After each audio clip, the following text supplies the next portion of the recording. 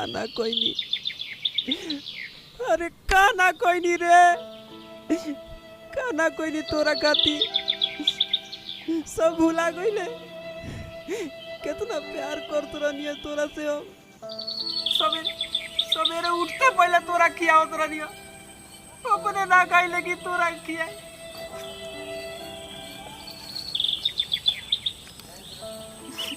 तोरा चलते पढ़ाई छोड़ देनी, गोबर फेंकत रहनी रे, सब भुला गईले, छोड़ के चल गईले। रे हर जइया ते हमरा प्यार के ये सिला देले रे, सब कुछ खत्म कर देले, छोड़ के चल गईले हमरा ते। ये तोर प्यार रहला। अरे खिलाड़ी ते कबो खुश ना रहे रे, कबो ना। भाई भाई कह रो तेरे भाई, मत पूछ, सब खत्म हो गए, सब बर्बाद हो गए।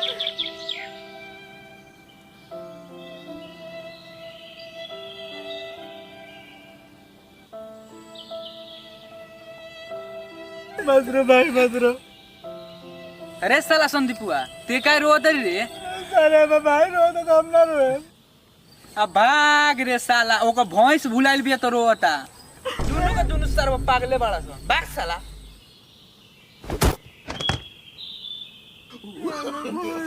No.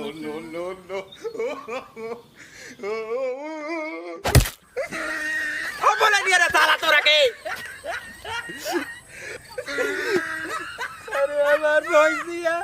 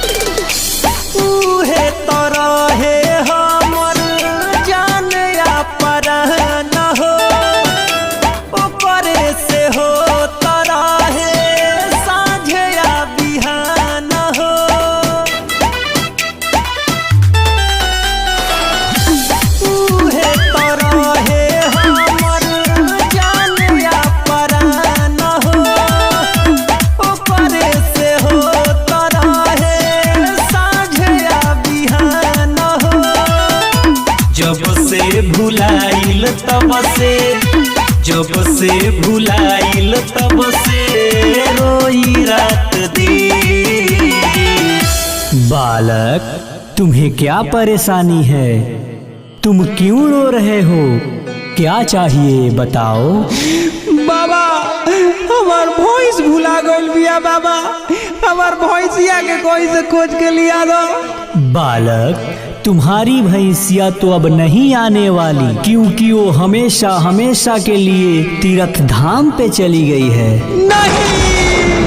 अरे पगले धीरज रखो, उसके बदले में तुम कुछ और मांग लो, बोलो क्या चाहिए। एगो पाड़ा ए बाबा, जिया व्यास। एगो पाड़ा एगो पाड़ी, एगो पाड़ा एगो पाड़ी ले दी काट के मशीन। एगो पाड़ा एगो पाड़ी ले दी काटावा मशीन, एगो पाड़ा एगो पाड़ी ले दी काटावा मशीन।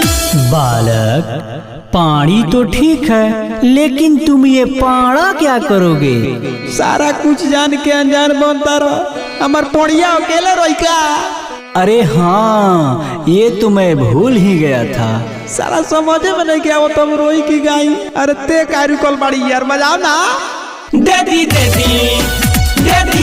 ना भगेलुआ के पाड़ा एगो पाड़ी, दे दी ना भगेलुआ के पाड़ा एगो पाड़ी। हो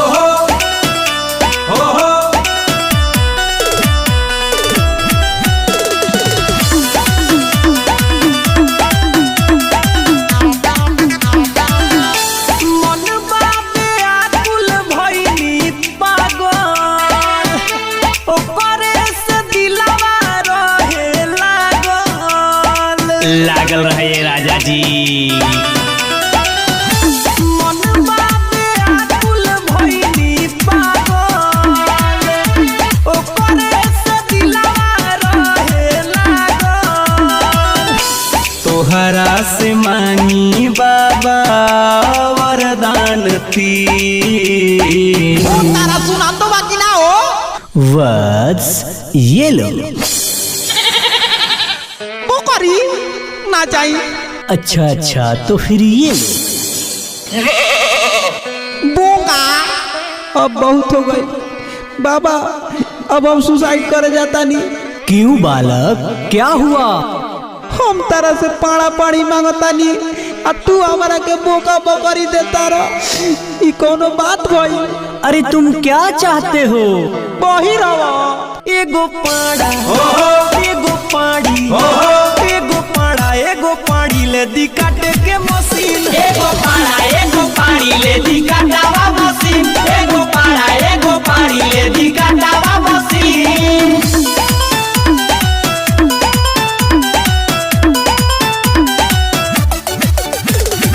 Music by Vikesh Bhojpuria.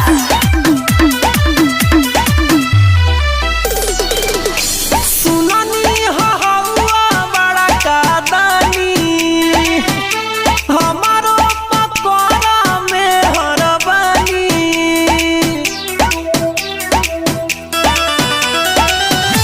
सुननी हवा बड़ा का दानी, हमारो पकौड़ा में हरबानी।